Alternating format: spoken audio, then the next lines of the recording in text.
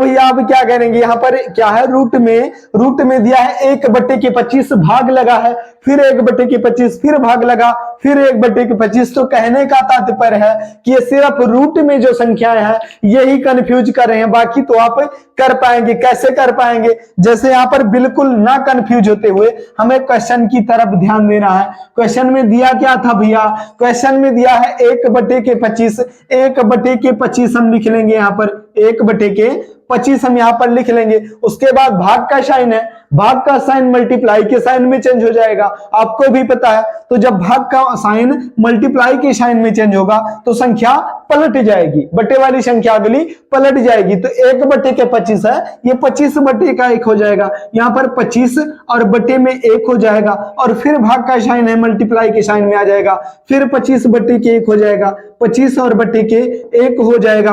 अब क्या करेंगे भैया, फिर यहाँ पर जो है मल्टीप्लाई का साइन है और 25/1 हो जाएगा, मल्टीप्लाई का साइन लग के और 25/1 हो जाएगा। अब इसको हम रूट को और आगे बढ़ाएंगे, उसके बाद मल्टीप्लाई का साइन, फिर यहाँ पर 25 और बटे के 1 हो जाएगा, 25/1 हो जाएगा। क्यों हो जाएगा भैया, क्योंकि जगह जगह पर जो है ये भाग लगा था, और जब भाग का साइन चेंज होता है तो मल्टीप्लाई के साइन में जाता है, और जब मल्टीप्लाई के साइन में संख्या आ जाती है तो संख्या चेंज हो जाती है, पलट जाती है। तो ऊपर की संख्या नीचे और नीचे की संख्या ऊपर हो जाती है। अब आपका सवाल हल हो चुका, मान लो। कैसे हल हो चुका भैया, अब हम यहां पर क्या करेंगे कि इस 25 से ये 25 सीधा सीधा काट देंगे, सीधा सीधा काट देंगे। अब क्या पता है, अब आपको भी पता है कि ऊपर ऊपर की संख्या गुना हो जाती है और नीचे नीचे की संख्या गुना हो जाती है। कब हो जाती है भैया, जब बटे में संख्या हो और बीच में मल्टीप्लाई का साइन हो, तब हो जाती है। लेकिन उससे पहले हम क्या करेंगे कि लेकिन उससे पहले हम एक काम और करेंगे कि जो 25 25 25 दिखा है इसको हम लिख लेते हैं। क्या लिख लेंगे भैया, यहाँ पर लिखेंगे 1/1 लिखेंगे, मल्टीप्लाई का साइन, फिर 1/1 लिखेंगे। क्यों लिख रहे हो भैया, एक का तो कोई महत्व नहीं है, तब भी लिख के समझा रहे हैं भैया आपको। यहाँ पर उसके बाद गुना का साइन, फिर 25/1 हो जाएगा, और फिर यहाँ पर 1 लगा देंगे, और फिर गुने में 25 और बटे में 1 और गुना लगाएंगे, और फिर 25 और बटे में 1 हो जाएगा। यहाँ पर रूट है, अभी रूट में संख्या आ गई। लेकिन मेरी बात ध्यान से समझना आप लोग, जब संख्या रूट में होती है, जब संख्या रूट में दे देगा तो एक पूर्ण वर्ग संख्या होती है, यानी कि उसका रूट किया जा सकता है, उस संख्या का रूट किया जा सकता है, ऐसी ही संख्या आपको देगा। तो अब आप ध्यान से समझेंगे कि 25 25 25 है, रूट में जब 25 है तो यानी कि 25 का जो है वर्ग मूल निकालने को बोल रहा है। तो 25 का मूल क्या होगा, 25 का वर्गमूल क्या होगा, तो 5 हो जाएगा भैया। तो यहाँ पर हम लिख लेंगे, यहाँ पर लिखेंगे 25 बचा है बटे के 1, बटे का 1 जो होता है, एक का भाग में और गुना में कोई विशेष महत्व नहीं होता, क्योंकि जो भी संख्या होगी यद्यपि 1 से गुना करेंगे तब भी वही संख्या आएगी, और भाग करेंगे तब भी वही संख्या आएगी, तो 1 का कोई वैल्यू नहीं होता। तो यहाँ पर क्या लिखेंगे, 25 और गुने का 25 और फिर गुने का 25, यही तो निकल के आ भैया, 25 गुने के 25। आप बोलोगे कि बिल्कुल भैया यही निकल गया। अब रूट में 25 गुने के 25 है, 25 का वर्गमूल निकालेंगे तो क्या हो जाएगा, 5 हो जाएगा भैया। यहां पर हम आपको बताते हैं, 25 का वर्गमूल निकालेंगे तो 5 हो जाएगा, गुना लगा दो भैया, फिर 25 का वर्गमूल 5 और फिर 25 का वर्गमूल 5, क्योंकि 3 25 बचा था, 2 25 जो है कट चुका था, तो 5 गुने के 5 इतना बचा है। कितना हो गया, 5 का गुना 5 में 25, और 25 का गुना जब 5 में करेंगे तो आंसर आपका निकल के आ जाएगा 125। 125 यही आपका राइट आंसर हो जाएगा। जो रूट में संख्याएं दिख रही थी, कंफ्यूज कर रही थी कि भैया बट्टे में है, रूट में है, बीच में भाग भी लगा है, सेम ही संख्या दी है, तब उसका आंसर क्या आ गया, 125 आ गया। बिल्कुल सही समझे आप। चलिए दूसरा क्वेश्चन करके देख लेते हैं, इसी टाइप का यही क्वेश्चन बिल्कुल दूसरा करके देख लेते हैं, ताकि बिल्कुल डाउट ना रह जाए, ढंग से समझ में आ जाए भैया आपको। तो चलिए इसको मिटा के और दूसरा इसी टाइप टाइप का 25। एक बात ध्यान रखना कि जब रूट में संख्या देगा, क्वेश्चन आपसे रूट में जब पूछता है तो संख्या पूर्ण वर्ग संख्या देगा। जिस संख्या का आप पूर्ण मतलब वर्गमूल निकाल सके ऐसी ही संख्या देगा। जैसे यहाँ पर अब आपको समझाने के लिए बता रहे हैं, यहाँ पर आप समझ भी चुके होंगे। जैसे यहाँ पर दे देगा 1 और बटे के 64 दे दिया, यहाँ पर 64 दे दिया और भाग का साइन लगा दिया, फिर 1 बटे के 64 दे दिया, फिर भाग का साइन लगा दिया, फिर 1 बटे के 64 दे दिया, फिर भाग का साइन लगा दिया, फिर 1 बटे के 64 दे दिया और फिर भाग का साइन लगा दिया।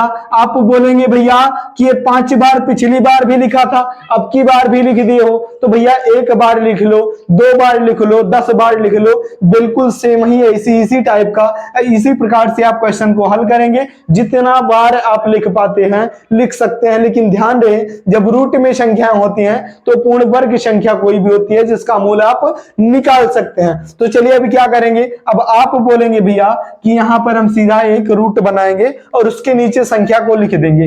1 बटे के 64 हम पूरा लिखेंगे। अब भाग का साइन है, पलट लेंगे भैया, ये भाग का साइन मल्टीप्लाई के साइन में चेंज हो जाएगा और जब मल्टीप्लाई के साइन में चेंज हो जाएगा तो संख्या अगली संख्या बटे वाली पलट जाती है। तो यहाँ पर 64 बटे के 1 हो जाएगा। क्या हो जाएगा? 64 बटे के 1 हो जाएगा और फिर मल्टीप्लाई का साइन है, फिर उसके बाद 64 बटे के 1 हो जाएगा, 64 बटे के 1 हो जाएगा, फिर भाग का साइन है मल्टीप्लाई के साइन में और फिर 64 बटे के 1 हो जाएगा, उसके बाद फिर भाग का साइन मल्टीप्लाई के साइन में और फिर 64 बटे के 1 हो जाएगा।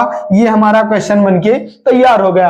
अब इसमें से जो संख्याएं कटने वाली होती हैं उनको हम काट दिया करते हैं। कैसे काटेंगे? इस 64 से इस 64 को खत्म, इस 64 से इस 64 को खत्म कर दिया, बिल्कुल काट दिया, बर्बाद हो गया। उसके बाद अब क्या हो जाएगा? अब ये रूट में संख्याएं बची हैं, अब इस रूट की संख्याओं को हम नीचे उतार देते हैं। जैसे कि यहाँ पर बटे में 1 लगा है, आपको अभी हमने बताया कि जब संख्या बटे में 1 लगा हो तो उसकी कोई विशेष वैल्यू नहीं होती। जैसे कि अभी आपसे मैं बोल दूं कि 10 रुपए को 1 हिस्से में बांट दो तो कितना आएगा? 10 ही आएगा। तो इसलिए इस बटे में कोई इस बटे 1 का कोई वैल्यू नहीं है। तो यहाँ पर हम लिखेंगे 64 और मल्टीप्लाई 64 और फिर गुने 64, 64 गुने 64 गुने 64 आ गया। संख्या रूट में आ भैया, तो रूट में क्या होता है? वर्ग का मूल निकाला जाता है। तो 64 का मूल क्या निकलेगा? 64 का वर्गमूल 8 निकलता है, क्योंकि 8 का वर्ग 64 होता है। आपको भी पता भैया। तो यहाँ पर संख्या फिर चली गई, अब ये रूट से संख्या हट जाएगी और यहाँ पर क्या आ जाएगा? 8 और गुने के 8 और फिर गुने के 8, ये हो गया। 8 का 8 गुना 64 होता है, 64 का 8 गुना, यानी कि 8 का क्यूब निकालना है। तो 8 का क्यूब क्या होता है? 8 का 8 गुना 64 और 64 का 8 गुना 512 होता है, यानी कि 8 का क्यूब 512 होता है। आपका राइट आंसर निकल के आ गया कितना भैया? 512। यही आपका राइट आंसर है। कौन सी संख्या का?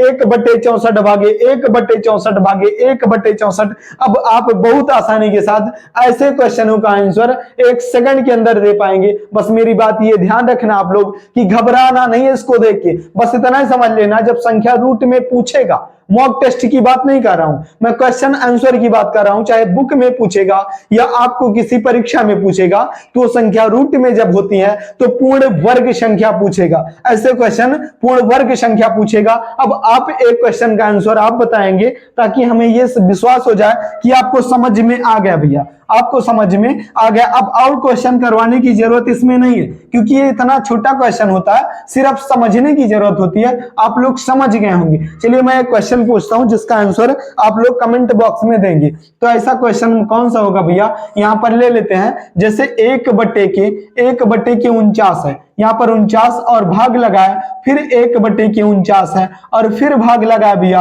और फिर 1 बटे के 49 है, उसके बाद फिर भाग लगा है और फिर 1 बटे के 49 है। इसका आंसर आप लोग कमेंट बॉक्स में जरूर से जरूर देंगे। और जब कमेंट बॉक्स में आंसर मिल जाता है भैया, कोई भी पढ़ के अगर कमेंट बॉक्स में आंसर देता है तो मजा आ जाती है देख के। एक बार ये लगता है, विश्वास हो जाता है कि हमारा पढ़ाना सफल हुआ भैया। आज का हमारा टारगेट क्या रहता भैया कि आपके समझ में बात आ जाए, हम आपके जहन में बातों को फिट कर पाए, ताकि ऐसे क्वेश्चन जब दोबारा आप कभी भी कहीं भी जीवन में और जीवन कभी देखें तो आपको 1 सेकंड में आंसर आप कर पाए उनका। इसीलिए समझाने का पर्पज यही होता है। तो आप लोग इसका आंसर जरूर देंगे भैया।